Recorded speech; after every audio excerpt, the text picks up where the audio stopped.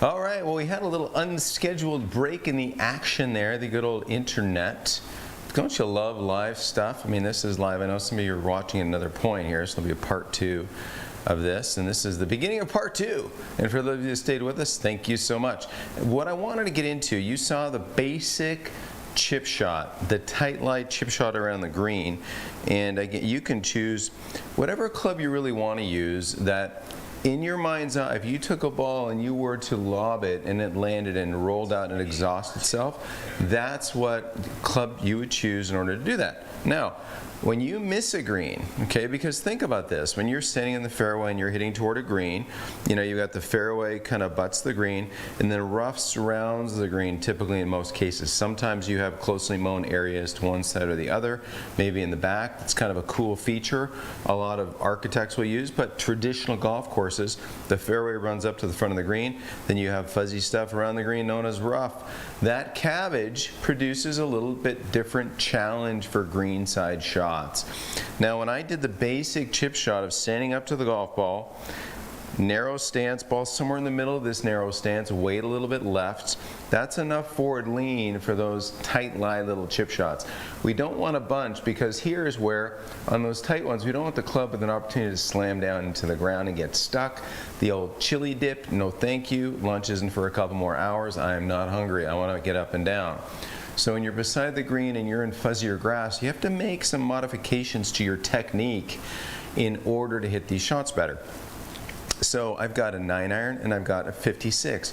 Maybe you chose a pitching wedge. Well, let me show you the difference in what you're going to do when the golf ball is beside the green in the fuzzy stuff, and how you're going to make the clubs work in your favor.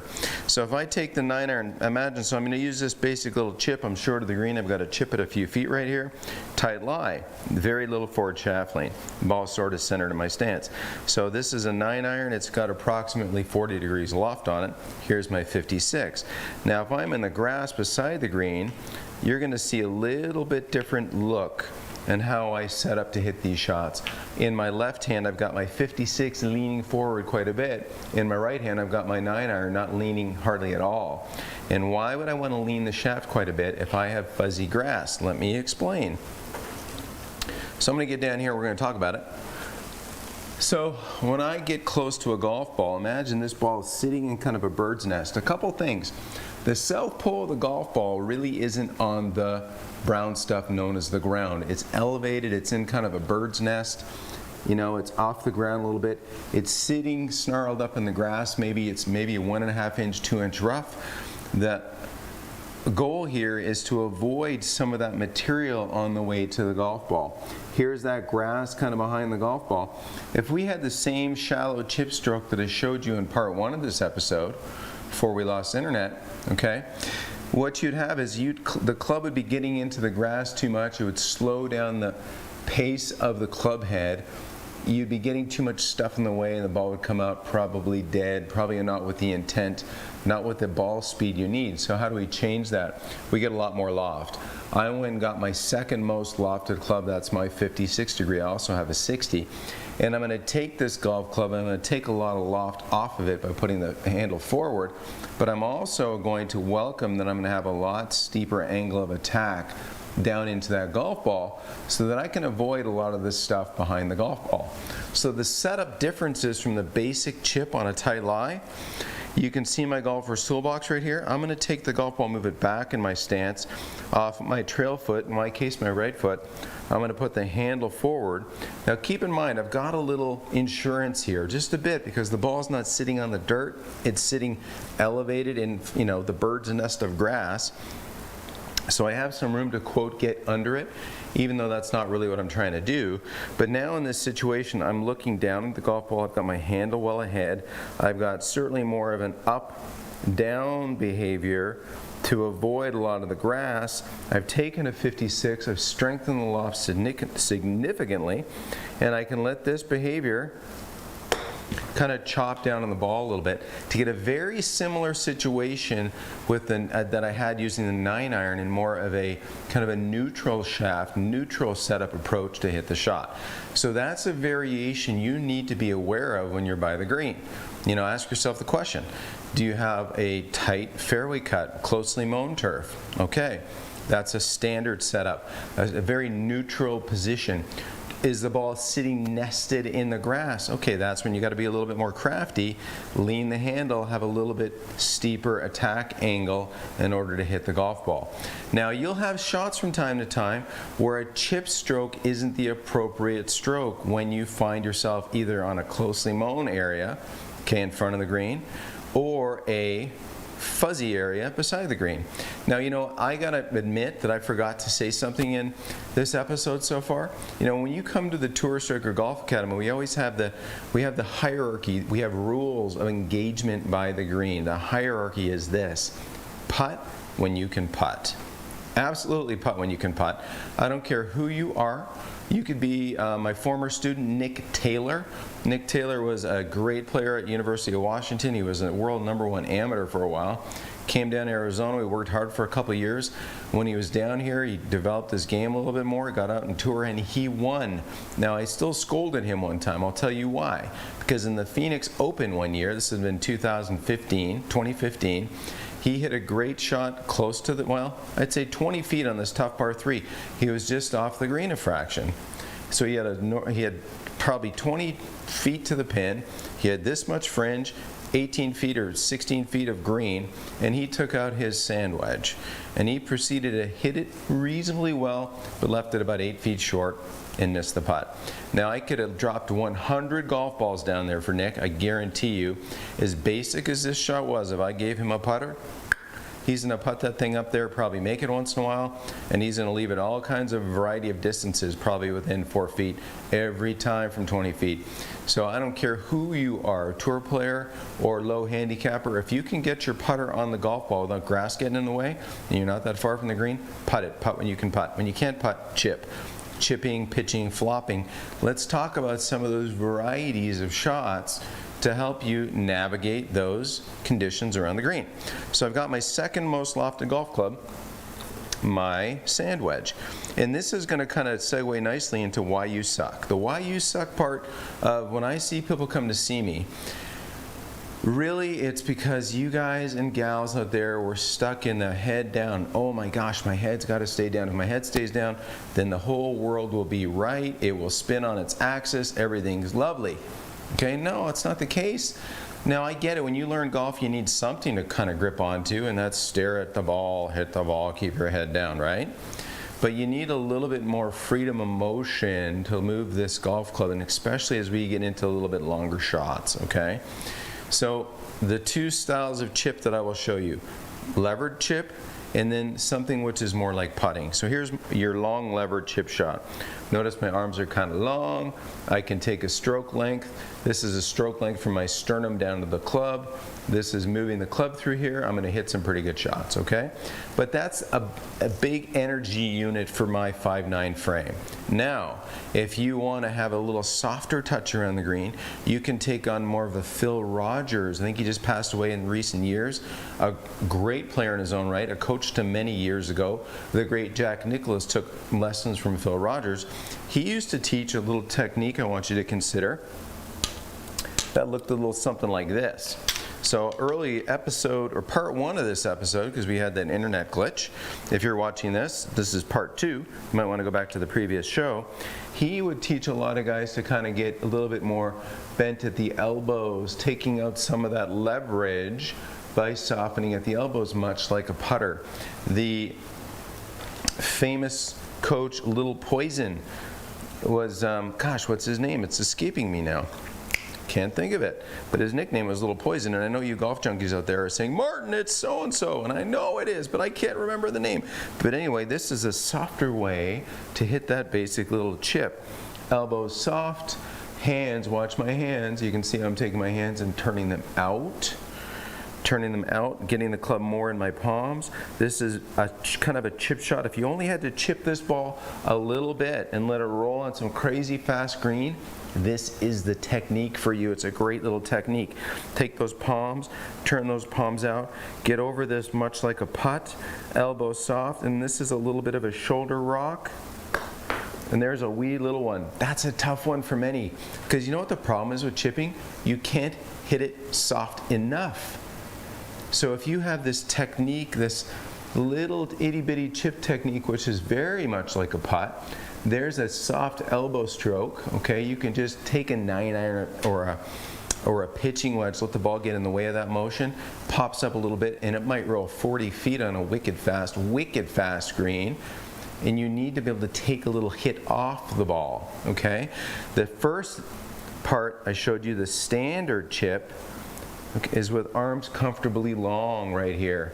And this is just moving a bigger lever, and that's great. Maybe the greens are a little fuzzier, maybe you're not on crazy fast greens. Like in Arizona, we play on Bermuda grass, not that fast. Okay, I just got back from Lake Tahoe. That was fast. Guess what? I needed to kind of use that second little Phil Rogers bent over elbow softy to go ahead and hit little bumpers that rolled plenty far on the greens. Okay, so those are varieties of shots. Now remember, you have to be able to assess your lie as well. Are you sitting on closely mown grass, or is it sitting in the bird's nest of rough? You could do the same in the bird's nest of rough, Phil Rogers style, by kind of getting the handle more forward. Take those hands, turn those hands out, figure out how to grip it. I'm actually using my putting grip when I do this, forgot to mention that. And then from here, again, you could touch this ball gently, let that ball pop and away it goes, and you can say, but you know what, Martin, you kept your head down there. I say, I guess so. I was kind of looking at the golf ball, the thing I wanted to hit, but it wasn't something that froze me in space. And the people that kind of segue into the why you suck, here's why. The folks that come see me that really suffer with short game shots, they might be pretty good strikers, might be decent hitters of the golf ball. They impress their friends, they drive it decent, they hit shots toward the green really nicely, then they get into this throw-up zone. The throw-up zone, anywhere from 3 yards to maybe 40 yards off the green, that's you better bring like one of those little things and like clean it up afterward. Not very nice. The reason they get stuck, people, is they can't continue the motion that they've created in their backswing. Okay? So here's what I want you to do. We're going to get into the why you suck, and then I'm going to give you what to do. The recipe breaking down with drills. I'm going to give you Monday through Friday. You're going to grind on this week. I want to know. And send me a note. Post below after you practice. I want to see, hey, I actually did the routine, Martin. This would be great. Okay, take a golf club, and the people that really stink look like this, I'm afraid to say. They develop some motion in their backswing, and then everything stops at their midline. Here's my midline. You can imagine the line running right down my midline here. As I pass the club, this is all just a stall of the grip and overtaking in the club head. And there's a time for this, but it's not every time. Okay? So what I want you to learn to do at home, Monday practice, okay, so you don't suck, is just this. Develop some backswing, and as you start to get to the midline, let your body kind of pace out with the speed of this club passing you by. So you can see my body is rotating and relocating into the heel. This is a big, big deal. So one-handed chip shots, pitch shots, day one on Monday, it's going to look something like this. You know, in fact, take your hand, kind of put it by your belly button. As you collect the golf ball, you want to feel like as you develop some backswing, and the ball gets in the way, you can pace and face the speed you move that golf club. And yeah, you're going to keep your head down for the moment, but you're going to let your head release as you collect that ball and have this gentle finish. And that could be, that stroke right there might look a bit more like a pitch stroke, but again, it's something that you need to develop. Don't be afraid of going one-handed. One-handed is a great way to start to develop skill and understand what you are doing in your swing, because the people that really struggle, they stall their body, and this becomes like the Hulk hand right here. It's a slappy, wants to add all the power. We want to be able to feel the weight of that club, use it appropriately, but we don't want to stall and smash. This isn't Hulk smash around the greens, people. We want to be able to use some speed, understand the loft we have in our hand, and then move that loft appropriately to get that golf ball to behave. Okay, so now let's move on to Tuesday. Okay, Tuesday. Second session of practice. Day one, you did this great behavior where you let the weight of the club get to your midline, and you paced and you faced one-handed. Now, Tuesday practice. Let's go into just a basic chip shot. We're going to go into the tight lie around the green just to kind of cover that, and we'll do the long lever chip. We take our golf club, we walk it up, handle high, handle a little bit forward, weight a little bit left, hands go down the club. Make it about as long as your putter. You can use your golf grip right here. And what I want you to do on Tuesday, this is all about Touch Tuesday, okay? I want you to hit a golf ball. Let's see if you can hit one 5 yards and then hit one 25 yards. And now the challenge on Touch Tuesday is how many balls can you hit between 5 yards and 25 yards? You'd be surprised. A good golfer is going to be hit a bunch of golf balls, as many as they have right here. What's going to happen is you're going to chunk one or blade one. That's okay. Do the drill again. I want to see 10 balls between 5 yards on a basic little chip shot where you handle high, little handle forward, narrow stance, weight left, little itty bitty brush stroke. Here's my little 5-yarder. Okay, that thing would stop. That green's really fast right there. And my 25-yarder, and then let's go, okay, can I get one close to 25 but not past 25? Can I hit one past 5? And then let's go back and forth. Now that's a great Tuesday drill for touch. And all the while you can manage your structure and see how you're doing. Now moving on to Wednesday, let's challenge this a little bit by finding a location around the green where you've got some bird's nest, where you've got a little bit of more grass that you have to manage with attack angle. So if I took an aim stick, here's an aim stick, and if you're doing this at home and you have mats, you can just challenge yourself by putting an aim stick or a towel behind your golf ball. And this is a situation where you now have to manage attack angle, where you have to be a little more handle forward and you have to be able to manage the downward strike to miss this stuff, or in this case, the stick behind the golf ball. What would I do here? Well, you look at the rough. Read the rough. Is the rough juicy? Was it watered? Is it super dark green, or is it a little drier? Because if it's drier, the club will go through it a little easier. If it's juicy, the club's going to get snarled up in there a little bit more. When you start to see color changes in the rough, grip pressure is a big deal. If it's kind of dry, you can assume the club's going to glide through that rough. If it's a little juicy, you better put a little bit more grip pressure on there, because when you start to move this club through that grass, it'll get snarled up in there, and you'll want to be able to kind of have enough force in your hands to kind of get through some of that grass. So the Wednesday episode here, the Wednesday practice sesh, we're going to put the ball a little farther back toward our trail foot, lean the handle a bit more, maybe a bit more grip pressure, because we're working a little bit more up, down into that golf ball and that chip stroke to avoid that stuff. And you can see I didn't engage that stick when I did that, because I changed my attitude to the ball and had it a little bit more direct up and down so I could avoid some grass, okay? So you have to be able to read your lie. Now, when you get to Thursday, all about being random, okay?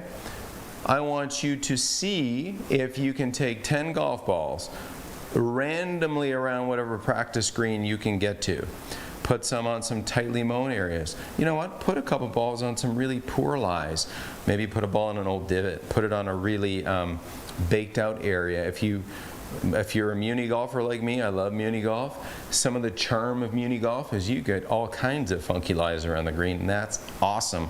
Put the golf balls on random places. Find bird's nesty. Give yourself 10 different scenarios and just see if you can get every ball onto the green.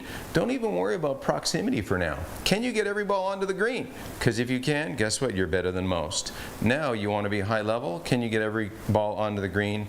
Stay within 10 feet. But let's just be honest with ourselves. Put 10 balls in 10 random situations around the green and use maybe a couple different clubs. I'd say grab your pitching wedge and your second most lofted club, and then play around with the relationships you need to avoid some of the stuff behind the ball, or to neutralize those super tight lies so that you don't get the leading edge stuck as you go to get the golf ball cleanly off the face. So now you've got a bunch of questions you're answering per each lie that you've given yourself, okay? So Thursday is going to be a random, can you get 10 balls onto the green from all kinds of funky lies? You know, it might take you a few times. And once you figure out how to answer those questions, now give yourself a proximity goal, but not for right now. Just get 10 balls on the green. Now Friday, let's see if you can do 10 balls randomly, okay, and then convert the putts. I know this isn't a putting episode, but I want to see if you can score 30 or better. Obviously, 1 on the green, 2 putts. Hopefully you can get somewhere in the range of, man, it would be really nice to be 20. That'd be cool. That you'd be like, some high-level tour player, Tiger Woods or Luke Donald. Because I tell you what, if you gave Luke Donald, that Scottish dude, let me tell you, or he's British guy, sorry, Luke Donald's Scottish. Forgive me for if I'm hurting anybody's feelings out there, which one he is, because I know you guys take that really seriously, and I get it, because I'm from Ontario. I'm not from Manitoba. But my point is, if you can get it on the green and start to convert some putts, now you're thinking a little bit more deeply about where you're going to leave your golf ball. Because let's face it, every green's not flat. Greens aren't flat, so when greens aren't flat, you got to say, okay, where am I going to leave this golf ball? Do I want to leave it above the pin and putt downhill to the cup? Or do I want to leave it below the pin and have a putt that goes uphill to the cup? Because guess what? When we talk about putting one of these episodes, every putt uphill breaks far less than a putt downhill. Why? Because putts uphill travel a little faster. When they travel a little faster, you don't have to play as much break. When you tap them, they travel down a hill really slowly and they take the maximum break into the hole. So the odds are, if you leave yourself below the hole, putting up a hill, you're going to make more putts. So now on Friday, let's see if you can convert what number you get. If you get 30, congratulations. On the green 2-putt, way to go, you're a pretty good golfer. What you get below 30, that's just fantastic. Because some of you are going to flub it up. You're going to take 2 to get on the green, and then 2-putt, that's a 4. Whoops. Now you're starting to trend north of 30. So I'm really curious to know how you do. I'm sure somebody's going to post, hey Martin, I got a 21. That's awesome. If I went and did this right now, dropped 10 balls, I might get 25, right? That's reasonable. I'm a pretty good golfer, still a scratch golfer. But the point is, I want you guys to be able to kind of read your lies, get them on the green, and figure it out. Now, that would be a great set of protocols for a week of practice. You can kind of scrub back and watch that. I think that'd be fun. Shouldn't take you more than 15, 20 minutes a day to do that if you have the time. That'd be amazing. Now, back to the finishing up on the why you suck part. So sorry, I kind of jump around a little bit because I'm a bit of a scatterbrain. But for those folks that have this fear of kind of taking their eye off the ball, I would like to remind you of some of my favorite golfers. Okay, one of them being Annika Sorenstam. So she is in my top 1 or 2. And you say, Martin, who are the others? Well, it changes. Rory McIlroy is up there. George Knudson, my mentor, is up there. Jack Nicklaus, Tiger Woods. But Annika is at the top of the top. She's the best. I loved watching her play, and what I loved watching her do on her shots around the green, it wasn't about looking down and being frozen over it. And guess what, Tour Striker Nation, if she was the best of the best and she had a behavior that looked like this, let's go, we got a face on down the line, great. Watch my head as I hit this pitch. Okay, and I'll hit this pitch shot about 20 yards and it'll tumble out a little farther. Okay, so that little event right there that hit that shot, I'm not trying to keep my head down. I know I'm looking at something. I know I'm going to take the metal. I'm moving this metal with a speed. Hopefully it collects the ball nicely. Then I'm pacing and facing that speed so I don't have any cogs, anything that gets stuck in cog messes up the gears, okay? So what we want to be able to do is move the weight, move this metal peacefully. And for a lot of you that started golf, I know your one basic thing was keep your head down. Well, then we start getting a lot of this. Our body stays in our forward flex. We have a lot of this kind of behavior. And then maybe once in a while you get lucky and go, see, Martin, when I keep my head down, I'm amazing. Then I go, I see, but no, you're not. If you'll open your brain up to a little bit of this technique about how a body goes from forward bend, rotates and kind of extends a little bit on those longer little chippy pitch shots. I shouldn't say chips, more pitch shots. But what I want you to recognize is, let's not disrupt the flow. Don't disrupt the flow of the club into the ball. Continue that flow. In fact, beginning with the end in mind, a great Stephen Covey quote, right? Begin with the end in mind, something my mentor George Knudson used to say. So in these little shots, to really kind of destroy the why you suck around the greens, see yourself in your finishing form. If I had to pitch a ball 40 yards, let's go to foresight on this. Put me on the spot. I have this sense of hitting the ball about 40 yards. I see myself in my finishing form. It looks about like this, right? My body's not bent over anymore in a dress position. It's actually up, right? So as I take a look at this shot and I kind of envision, okay, what's 40 yards feel like? How do I move the weight of the golf club to that finishing form? And I hit this little shot, maybe a little bit short. I hit it maybe a scotch skinny, but it wasn't a bad sensation as I clipped the golf ball, right? So it flew 27, it went a total of 37, so not too bad, all right? But the whole thing is, can you move the weight of the club without disrupting the energy to it? And for so many of you, you're just terrified of missing. And if you missed, right, it's like, oh, I missed, therefore I lifted my head. And then your 18 handicap accountant buddy, who's an accountant, he's not a golf pro, is going to say, oh, you lifted your head on that one, you must have peaked, or you got quick, or you did the other few things that everybody says they do when they miss a shot. No, you just missed. Okay, if I miss, I just missed, I do it again, right? If a carpenter bends a nail, he doesn't go to hammer school to figure out why he bent the nail. He just kind of taps it square and finishes it off. Now, golf's a little trickier than just hammering a nail, right? So we need some technique, and that's why we have coaches like me to help you kind of refine your technique.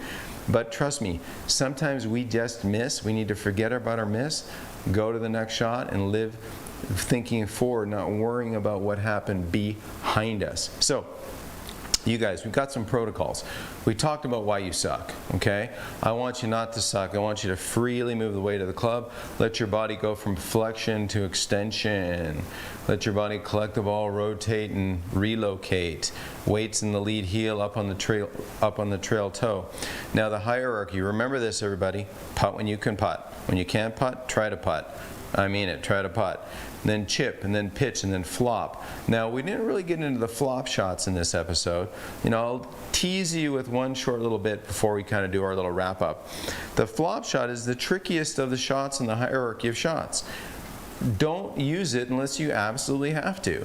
Why would I use a flop shot? Well, I use a flop shot, obviously, if I have to get it over something in front of me, like let's say, for example, the carpet right here in front of me, and I have to land it on something before it goes into something else, like a bunker or over the green or down a hill.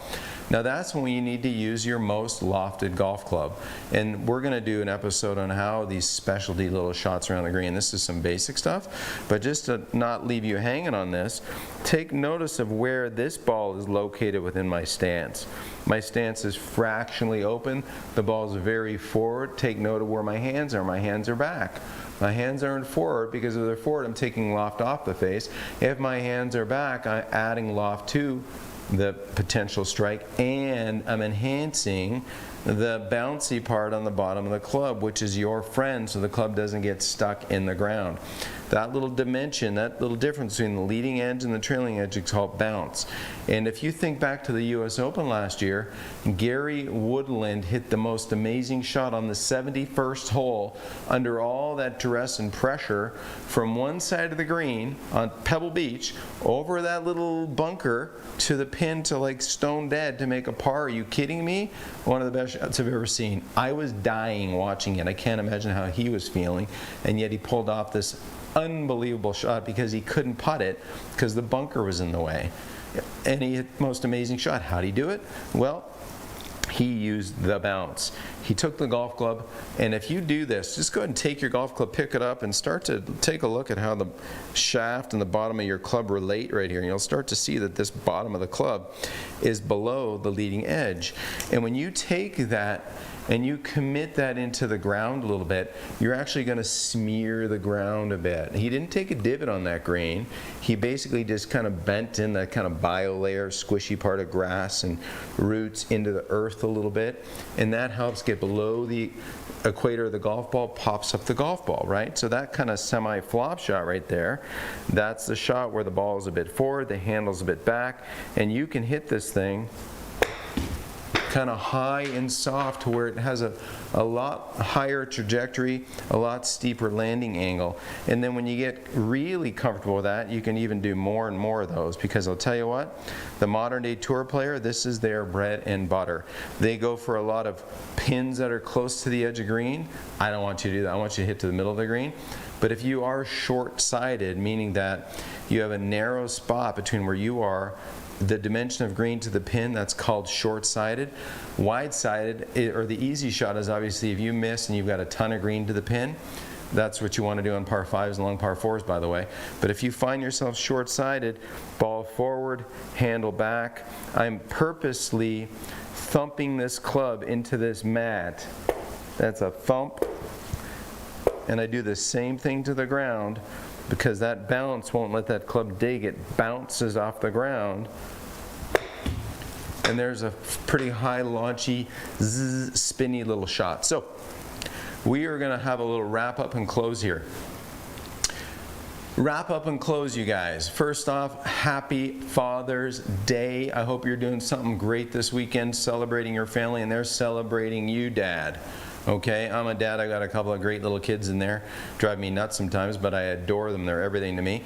And my father is not with us anymore, and I miss him every day. So I hope you appreciate your father, hardworking fathers out there.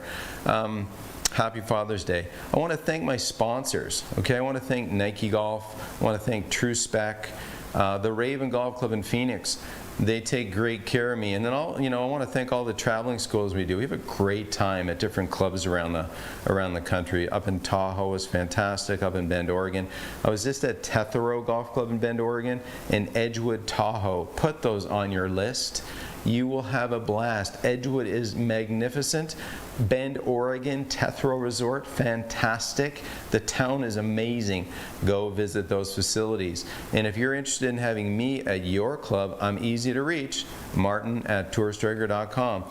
Love working with your home pro and putting on a show for you guys and helping you play better golf. And of course, my golf schools, my schedule is open online.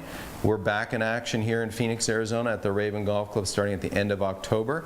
We'd love to see you down there. So a couple things. Subscribe. If you're watching this, go ahead and click subscribe so you don't miss any of these messages, any of these modern golf shows. Okay, to my YouTube channel, you'll find me on Instagram, Martin Chuck PGA on Instagram, or at Tour Striker on Instagram. We'd love to help you out with little snippets of golf information. So thank you so much for watching this week. I look forward to your questions below in this on YouTube here, and we'll see you next week.